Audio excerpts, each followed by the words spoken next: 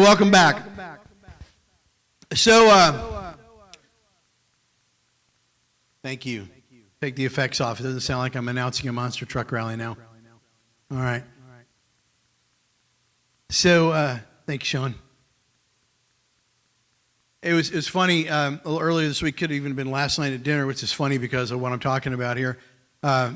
We were eating, I think, and Tamara happened to be sitting on basically this side of me, and she looked over and she was like, "Got some wild hairs over there, on the beard." And I was like, "Yeah, I mean they're all kind of wild on this side, For the longest time, I didn't even try to grow a beard because I have sort of this almost like a cowlick on my face, like where things kind of spiral. But part of it is there's this little spot here that just doesn't grow right because of it's the consequence of something that happened when I was 4 years old. Okay, I'm not even going to pretend to explain the logic of 4-year-old me. Okay, but once when I was that age, getting out of the tub, I was looking around thinking, I had an overactive imagination maybe, and I thought, it'd be really cool to walk like a tightrope all the way around the tub on the outside, and I was just imagining like up on and I started getting up there, and of course, my mom's like, "What are you doing, you little goof?" Which was the way she affectionately referred to me most of the time and still does. You're going to hurt yourself. You're going to fall. You're wet. Your feet are wet. Don't stand on the side of the bathtub. And I was like, 4-year-old me was like, "I'll show you." And so, after getting ready for bed, fully pajamaed, I snuck back into the bathroom to perform. It's time for the tightrope act. In my head, it was still like the circus was waiting for me and the show had to go on. And I got up there and I started walking. Everything was cool until my mom walked by the bathroom. And I panicked. At least in my mind, recalling 4-year-old me, I think I panicked and went and slipped. And she thought, because we lived in this little, row house, in St. Louis. So, literally the bathroom was, basically, between me and the stool here, And she thought, he's gonna take a nosedive right into the toilet, and she ran for that, and I managed to somehow zag instead of zigging, went the other way, and face planted right on the tile, just from the side of the tub. And just split my face open, and 4-year-old me had 35 stitches in my face to sew it back up that night, which I'm sure my parents were really excited about on a weeknight, since what else do they have to do in the morning, right? So I give you this glimpse into 4-year-old me because this was really my first memory of behavior modification. You tracking? Starting at an early age, we learn that there's just certain things you don't do because there are consequences that you don't like if you do them, right? Like, for instance, if you try to tub tightrope walk, you might break your face open. To this day, I still get a little sweaty when I have to, I was redoing the upstairs bathroom a couple of years ago, and I had to literally stand on the edge of the tub because I was putting in a new windowsill. I pulled the old windowsill, I was putting in a new windowsill, and I was kind of like, I'm not supposed to do this. I am 46 years old, and Anyway, behavior modification, it's strong, isn't it? We learn there's stuff we're not supposed to do because there's consequences if you do those things, and we probably won't like those consequences. Sometimes, like in the case of my bathtub tightrope walk, it's because of what happened. Other times it's because of what almost happened. Did you ever have something where it was almost like a narrow miss? Look, if you're a boy, if you're a guy, you had one of these, or 17, or 7,024 of them, right? Like the time my good buddy Kevin, who you guys have met, who I sometimes write messages with, who I've known most of my life, who grew up with me in St. Louis, who is now a minister in Cy-Fair. We share these stories about each other because I think it's the proximity now. We think it's funny to tell stories on each other so close to where the other person's church is. But so Kevin was in his basement at one point. These things dug in the ground. If you guys are from Texas, like there's sometimes houses have holes underneath them. And so he was in the basement, and they had all their, storage and stuff. It's just kind of an unfinished basement. And he decided, it would be a cool idea. I can't shoot my dad's .22, but I do have a .22 shell. And I have a vise and a hammer. So I'm just going to hit this, this 22 round with this hammer to see what's going to happen. Well, I'll give you two guesses what happens when you hit a .22 shell with a hammer, and the first guess doesn't count, right? He smacked it a couple of times because they're rimfire cartridges, so you got to get it, on the edge. But he did get it on the edge, and, bang, the .22 shell went off and shot in the basement, which has concrete walls. It's funny, this tiny little thing going 1,480 feet per second, roughly, depending on what kind of shell you have. When it hits a concrete wall, it bounces. And so here's what I heard. Bang, bing, bing, bing, bing. And he said we all just dove down on the ground until it thankfully came to rest in a box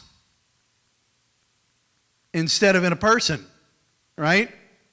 Sometimes you learn behavior modification because of what happens. Sometimes you learn it because of what almost happened, what might have happened, okay? Those are the kinds of stories, by the way, that you don't tell your mom until you're an adult. So Janice, if you're watching this, I wasn't there. I wasn't there when the treehouse burned down either. I'm just saying. I wasn't there. Okay? Of course, we also modify our behavior because we learn that there are certain things that we can do to get outcomes that we really like, right? For instance, my youngest daughter, who is now 21, when she was much younger, probably 4-year-old Kira, maybe even younger, discovered that going to the grocery store with grandma yielded far better results for her than going to the grocery store with mom. I don't know how often they would come home, because she would always be like, I'll go with you, Grandma. And it was like, oh, you little manipulator. And they'd come back with groceries, and Tamara's mom would look at us and go, well, Kira really thought it would be nice if we got, and I think, oh, man, good grief. But this kind of behavior modification happens really with all of us, doesn't it? We learn there are things to do or not to do, to say or not to say in order to function in kind of our day-to-day lives. At home, in school, at work, in dating relationships, with friends, with family, even with complete strangers, we typically develop a filter. And everything that comes out passes through the filter. So we tend to monitor that filter pretty carefully. Now, I'm not here to knock the filter, okay, but I do want to make a somewhat unpleasant observation that we all kind of know, but people don't tend to really want to talk about. See, the reality is no filter is perfect, is it? So there are going to be times when our filter will fail. Not maybe once. There are going to be times when our filter will fail. Sooner or later, something punches right through and it escapes. And it might be something that we do. It could be something we say. But once that something slips through, Oh, it's out, baby, isn't it? There's no way taking it back. We might even find ourselves saying, I don't know where that came from. Do you ever felt like that or said something like that? Even maybe audibly went, I don't know where that came from. I mean, I will say, I get the sentiment of that, but seriously, we know exactly where it came from, don't we? Right? Like the title slide suggested, it came from within. Right? Yeah. But you might even be thinking right now, somebody somewhere is going, no, Jeff, no. You don't understand. That's not me. That's not like me. And I would say, well, are you sure? How well do you know you? And that may sound like an absurd question, but come on, guys. Sometimes we are most effective at fibbing to ourselves. You see, Jesus taught about this very idea when he was explaining to the teachers of the law that you can always tell a tree by its fruit. He had a great way with words, didn't he? Which is the apple tree?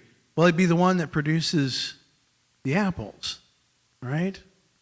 You can always tell a tree by its fruit. And he had this to say about this idea in Matthew chapter 12. I'm just going to read a little piece of verse 34. And he said, for out of the overflow of the heart, the mouth speaks. Out of the overflow of the heart, the mouth speaks.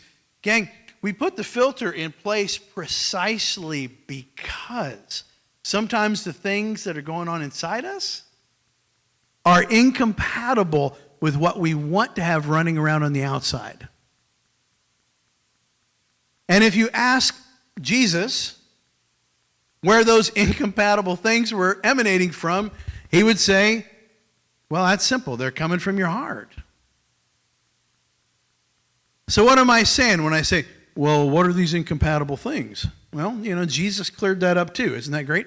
So we can just take a quick look at what he had to say later in Matthew. This time we're in chapter 15. Look at what he says in Matthew 15, 19, first part of 20. He says, for out of the heart come evil thoughts, murder, adultery, sexual immorality, theft, false testimony, slander.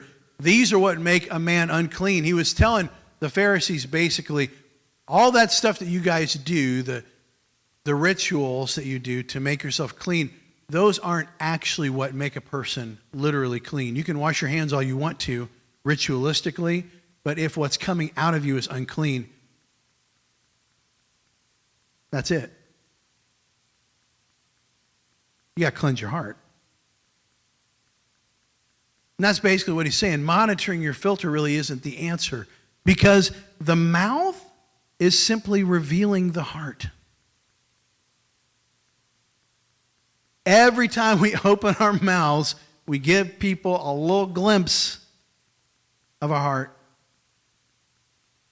And here's what we have to face, even though we may not want to. Those incompatible things that are running around inside of us are not only wrong, they're also not going to go away on their own. We're going to have to face what lurks within us because our hearts need to be protected.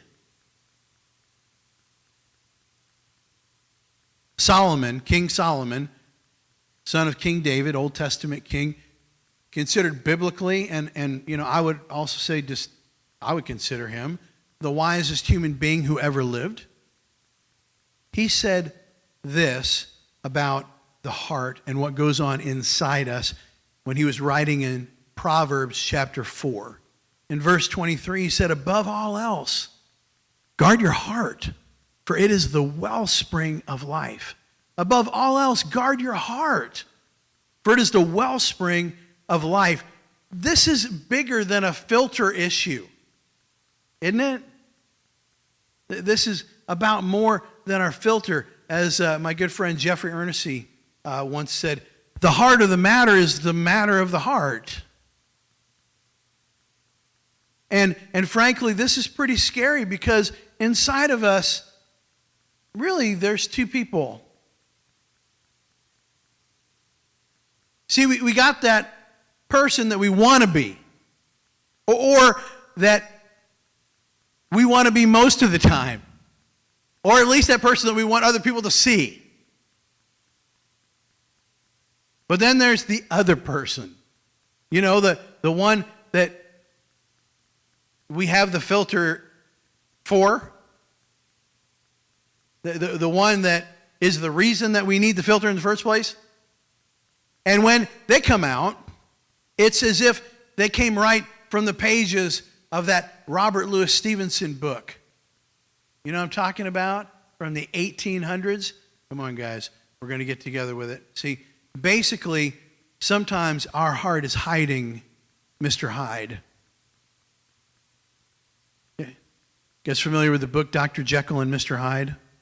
I'm sure you're probably familiar with at least the image, whether it's a 1940s or 50s, you know, kind of monster movie, or it's one of the, 6 or 7 movie adaptations that have happened from it.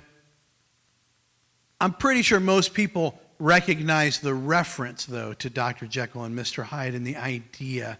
But I don't know, are you familiar with the book? I don't know if people still have to read that book in school, you know, or if you just happen to be one of those guys, those, you know, kind of book junkies that's like, you know, kind of voraciously reading everything. You probably ran across that one. But if you take a quick search from Amazon, you'll read this in kind of basic review of this book. The young Robert Louis Stevenson suffered from repeated nightmares of living a double life. This, in reality, the author, in which by day he worked as a respectable doctor, and by night he roamed the back alleys of Old Town Edinburgh. In 3 days of furious writing, he produced this story about his dream existence. And his wife found it so gruesome that he promptly burned the manuscript. But then in another 3 days, he wrote it again, because he had to get it out. So the book is it's old school now. It's funny for me to say that about this movie maker, because he hasn't made any of these movies in a while. But are any of you familiar with the movies of M. Night Shyamalan? Sixth Sense, The Village, Signs, any of that stuff? Unbreakable, the whole Unbreakable kind of trilogy of movies kind of thing. Well, you know, we would consider, especially in The Sixth Sense, you know, of course, of which, you know, if by this point you don't know the ending of that movie, it's like, that's your own fault, okay? But I'm not going to worry about being a spoiler, you know, like almost 2 decades from when it was released. But, you know, basically in his movies, there tends to be a direction you think things are going, and then toward the end, it's like, there's some turn, some twist. Well, this book, Dr. Jekyll and Mr. Hyde, is the gold standard of the plot twist. Like, this is the book, or the kind of book that M. Night modeled his filmmaking around. Basically, if you didn't know the premise of the book, when you started to read it, you'd have to get through over 80% of the content before it was even revealed that these two people, Dr. Jekyll and Mr. Hyde, were actually the same person. I mean, you're almost at the end of the book when it's like, oh, it's the same guy. And by the time you realize this, something even more terrifying is really being revealed to you. You see, what you find out is that Dr. Jekyll, who was initially the dominant persona, he's made this formula, right? Do we know the premise? Basically, he's taken this formula and he transforms into Edward Hyde, and he kind of indulges his more base desires through the personality of Edward Hyde, okay?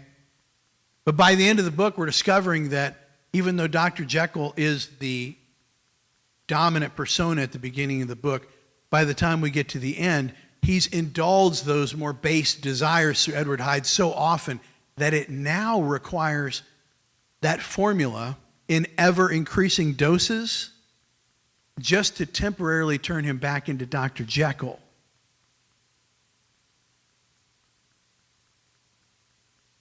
See, Edward Hyde is one out.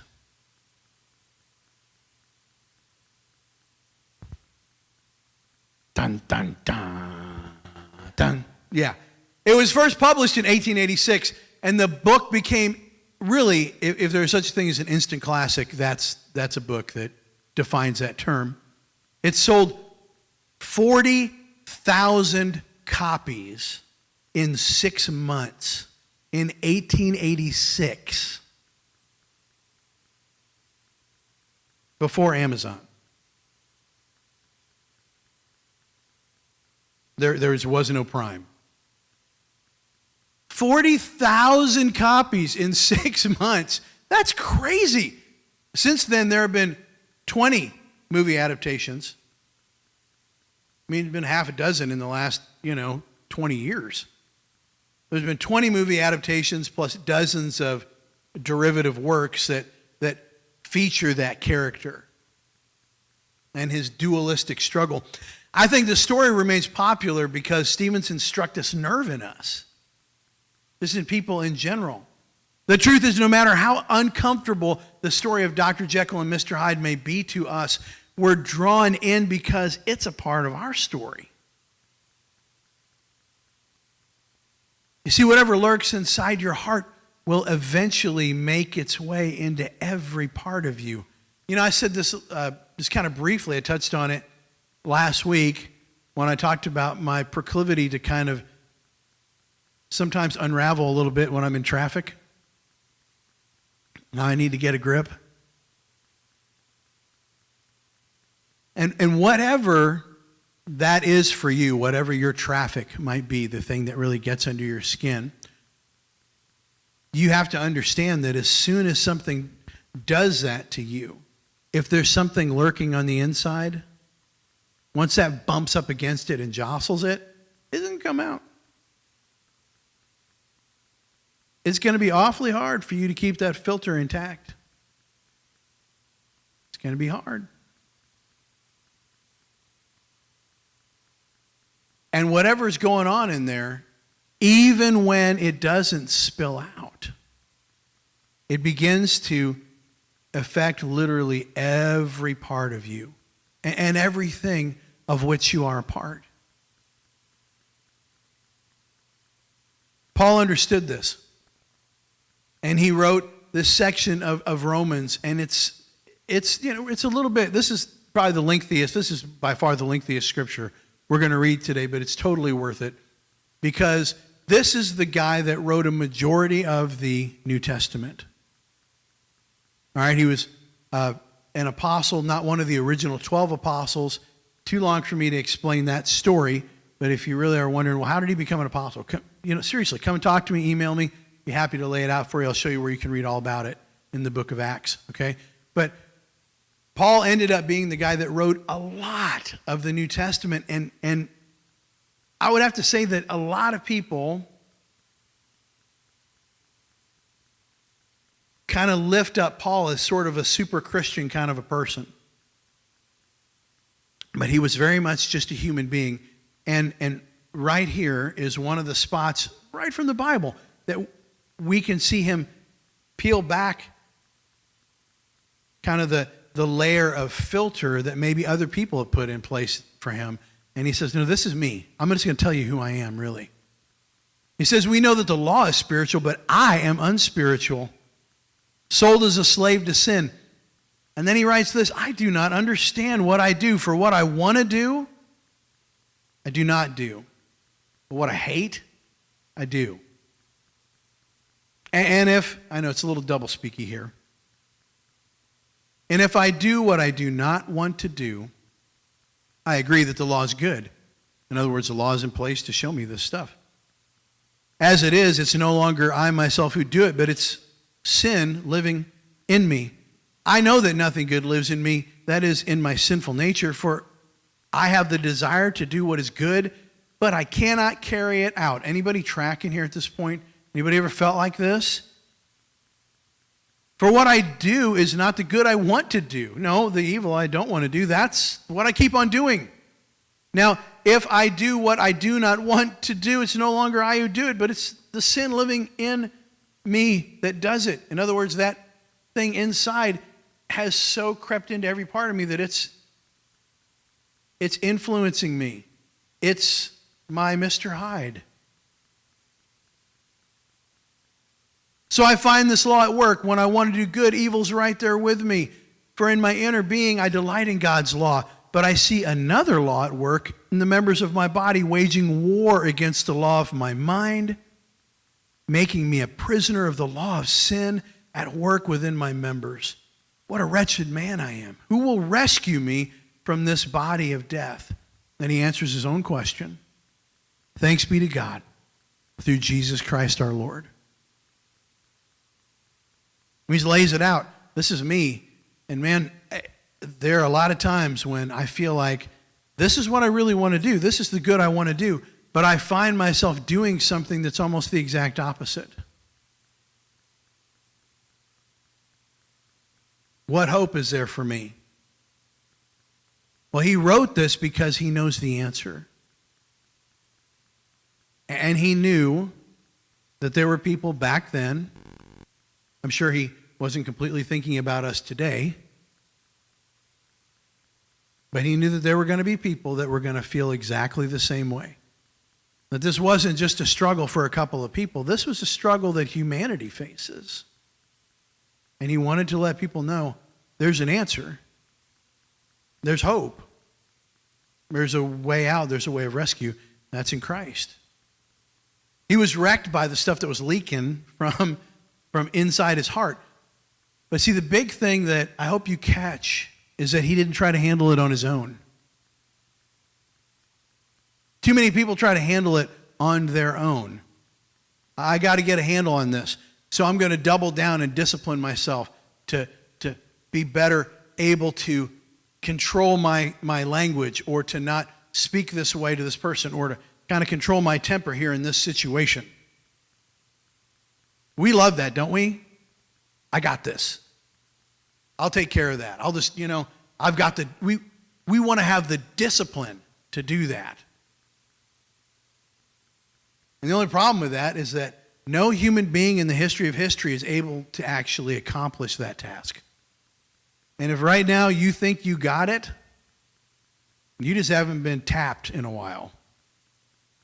Not hard enough. There's a way out, but our own strength is not it. It's just not. I'm not trying to be insulting. It's just history shows us that it's just not enough. So each of us has this choice that we have to make. And the choice essentially comes down to this. Are you going to manage it, or are you going to mend it?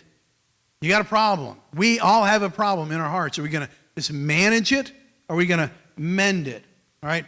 I have shared several times when we lived in Virginia, we had this kind of homely pear tree in our backyard. And I love pears. I just love pears. And I was so excited when the pear tree bore fruit the first time, because I thought, I mean, who ends up with a pear tree in their yard, And I waited for them to get kind of soft, and I picked some of them, and I brought them in, washed them off, took a bite, and it was disgusting. I realized why nobody came and picked these pears, I mean, even the birds left the pears alone. They were really nasty. Most of the time, they were pretty hard. I mean, sometimes they stayed hard even after they fell to the ground and started to rot. They weren't sweet. They weren't juicy. And they basically had the consistency of they were kind of mealy, like undercooked grits. Yeah. I mean, they were nasty. The homeliest pears, I think, on the planet. And man, this tree was prolific. It produced bucket loads of these pears. So, I thought maybe I just don't know. Maybe we just don't know how to prepare them. So we literally went to like every lady in the church, in that country church, and we offered the pears to them. And everybody that made jams and canned fruit and everything, we offered to them. every single one of the ladies knew that tree's reputation and very politely declined our offer. That's when you know you got a problem, right? When every country lady in the church that cooks and cans up a storm is like, no, honey, that's okay. And you're like, oh, man, these things are just bad. So what do? I mean, they would just fall off the tree. And since they usually, the size of a pear, it usually just served as a hidden projectile for the lawnmower. And the last thing you wanted was to hit a pear, a hard, giant, mealy pear, and send it flying, because it wouldn't, the mower wouldn't lop off the top of the pear. It was so hard, it would literally catch it and spit it out through the guard. You know how hard a pear can hit something? Like, believe me, I didn't find out literally, thankfully, but I had a couple of them, swing through and launch into the field, and I thought, man, I'm glad that didn't go at the house. So we had this ritual. Before we mowed, we would go out with these 5-gallon buckets and just pick up as many pears as we could possibly find, And yeah, I've told you about Quinn, who was, kind of she was a baby at the time, sort of. She was toddler-esque, how she loved to eat breakfast with the cows next door, would open the kitchen window, put her in her high chair, and she would wave to the cows, and they would all come to the fence to see her. And so sometimes she would go out there and want to feed her cow friends the pears, okay? And the cows did eat the pears because, there's no accounting for taste with a cow, But even the cows can only eat so many pears. And when you have hundreds of them, the cows are like, no, thank you, after a while. Most of them just sat and rotted.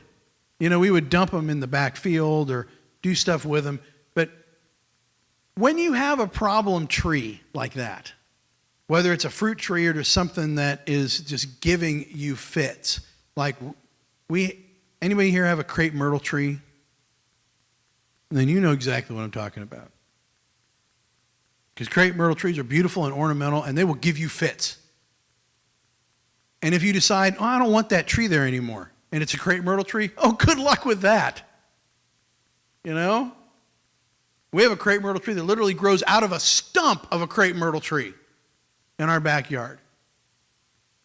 Because our house was unoccupied for a little while before we got there. By the time we got there was a tree growing out of this stump, Now, at our house, our rental house in Virginia, we, as renters, weren't allowed to make a long-term decision about a tree in the yard, right? It's not your call. So our task of picking up the pears and putting them in the buckets, that's what we did. We had to manage. We had to manage the problem.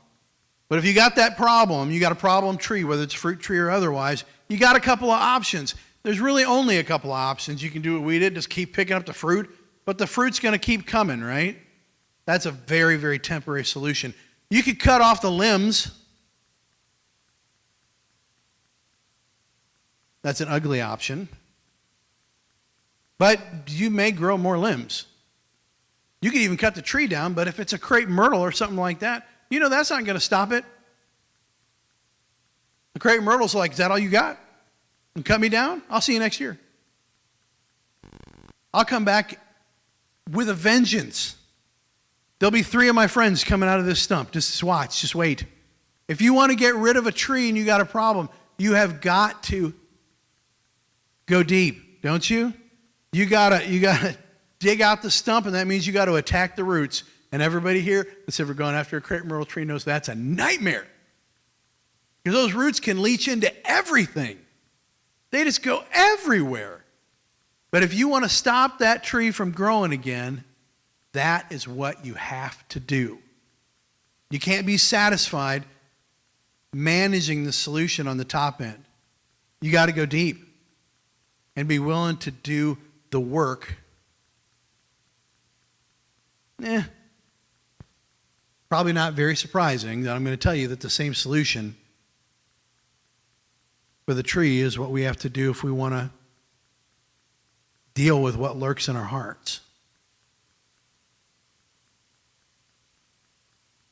Several of you know a fellow named Chris Stellhorn. He's a friend of mine. and he's a minister, works at the Cypress Crossing Christian Church, and great guy. When we first, when we first looked at this book and read this book, I read this book about a decade ago, the book that this series of messages is kind of based out of. And we were talking about this idea, and Chris shared this story about his grandma. It was 10 or 15 years old at that point. But there was a point where his grandma kind of got sick, and her personality started to change drastically. So she just wasn't the same person that she had been. She would say things and do things that were completely out of character for her.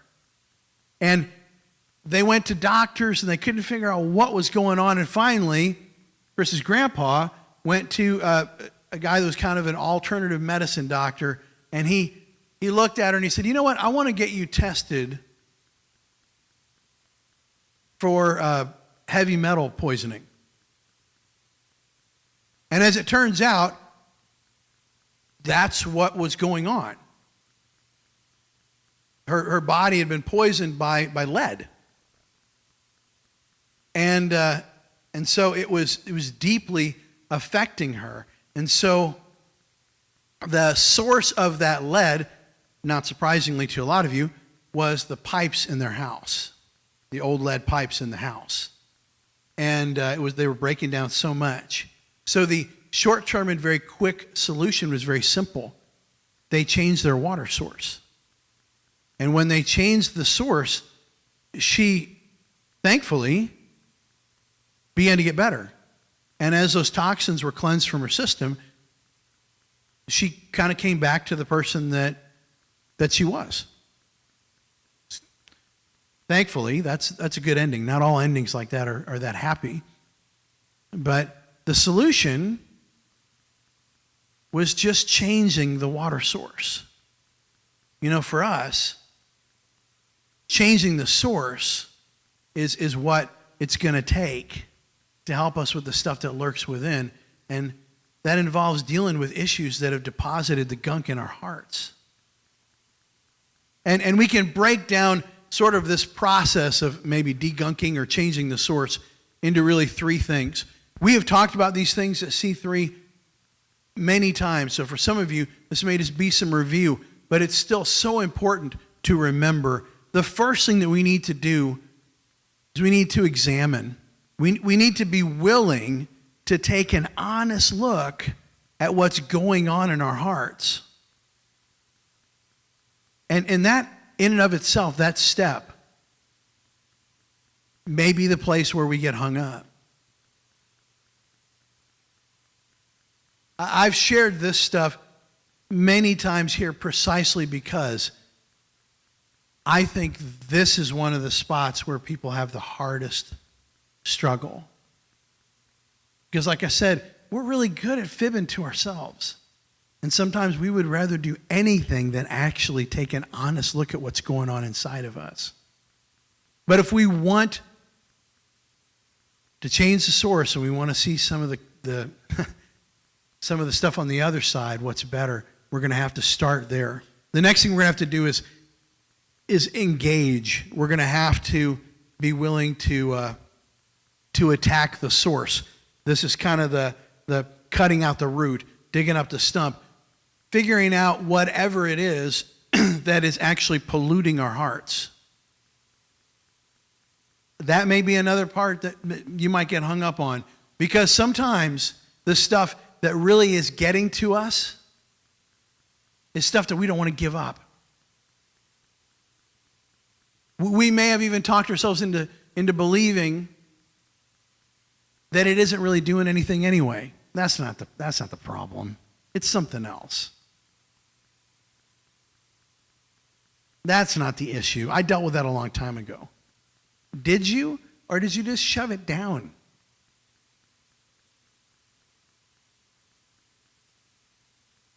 Everybody's really, not everybody, okay? There's a large subsection of people apparently on the internet that are really fond of watching dermatological oddities. Right? Nobody's going to admit it here. But some of you guys are going, stop talking about this because I don't want to admit that I like watching Dr. Pimple Popper. I don't want to admit that I like watching those YouTube videos on people getting their earwax cleaned out. Don't like it, but I can't turn away. You know what does that? Stuff gets impacted. Bottom line, stuff gets shoved down and can't be released the right way. It's the bottom line. Anybody that's ever had a pimple understands that, or a blackhead.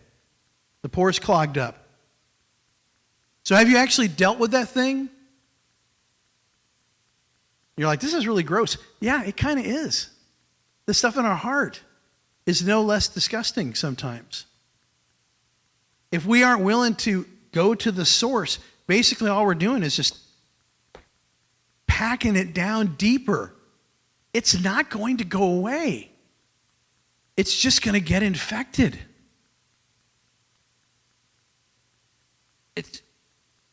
I promise you, it won't just go away. It's going to get infected, and somehow it's going to give you trouble. Now, the third thing, we examine, we engage, and then we've got to exchange, okay? Once we see what the root of the problem is, and we see, okay, I got to work on getting that out. What we need to do is we have to plant a new seed where the old root was. We have to trade ideas and behaviors, things that don't honor God for things that do honor Him. Now, if I stopped there,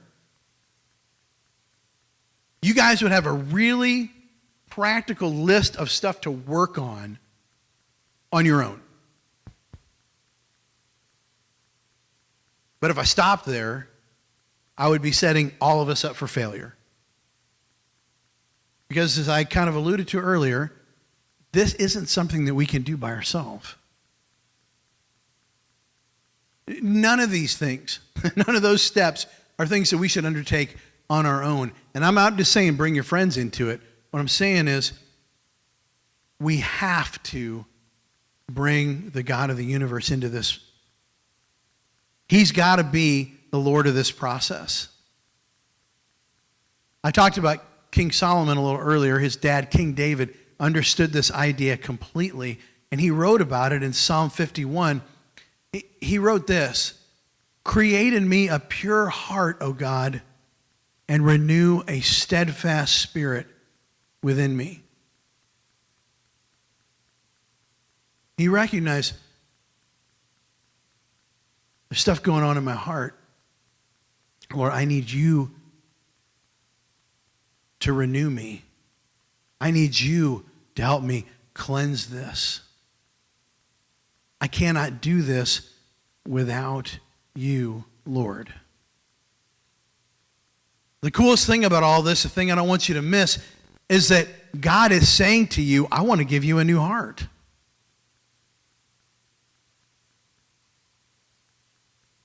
I want to heal you and restore you and change you from the inside out. When I first read the book, I talked about that a little while ago. When I first read the book that this whole series of sermons in October is going to come from, I was really struck by something the author, Andy Stanley, wrote this book, something the author wrote about doing with his kids. And he said that he asked his kids this series of questions on a regular basis, often before bedtime, questions about their heart.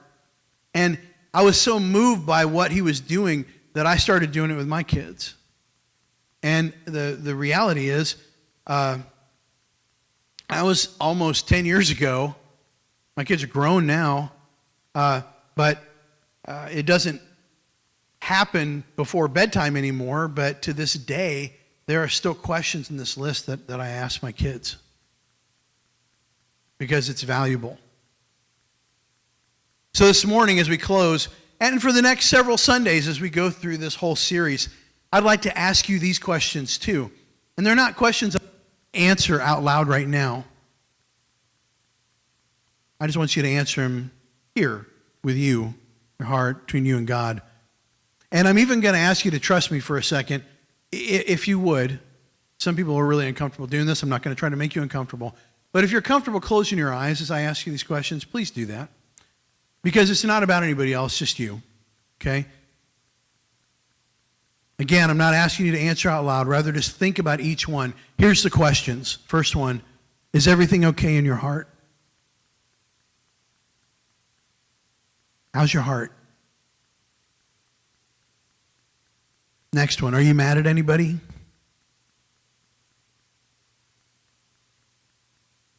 Are you waiting around for somebody to come to you and make something right? Have you had any extended imaginary conversations with anybody lately? Do things come out of your mouth on a regular basis that you'd have to apologize for? Like something that embarrasses you or that makes you wonder, where did that come from? Have you secretly celebrated someone's failure recently?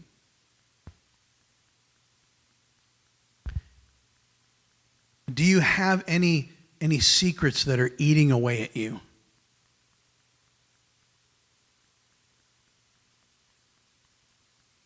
Is there anything going on that you hope no one discovers? Is there a question you hope that I or anyone else will never ask?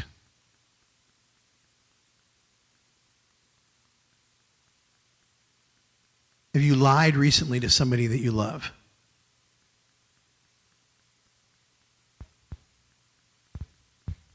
Now, you can open your eyes.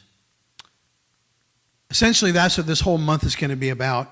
If you've ever said something and wondered, where did that come from? If you sometimes feel like you're fighting with your own Mr. Hyde, if you're tired of pouring so much energy into maintaining a faulty filter system, then I'm just inviting you to come along. It's the next couple of weeks, we're going to look inside the closet. We're going to peek under the bed. And we're going to visit the place where the real scary stuff lives. In our hearts. And I'm going to pray, but just before I pray for all of us, as we start our prayer time off, and I'm going to ask the band to come on up, but before I begin to pray, just for everybody, would you guys begin by praying with me what's on the screen here? And pray it out loud. Father, teach me to guard my heart, for it is the wellspring of life. Let's continue to pray.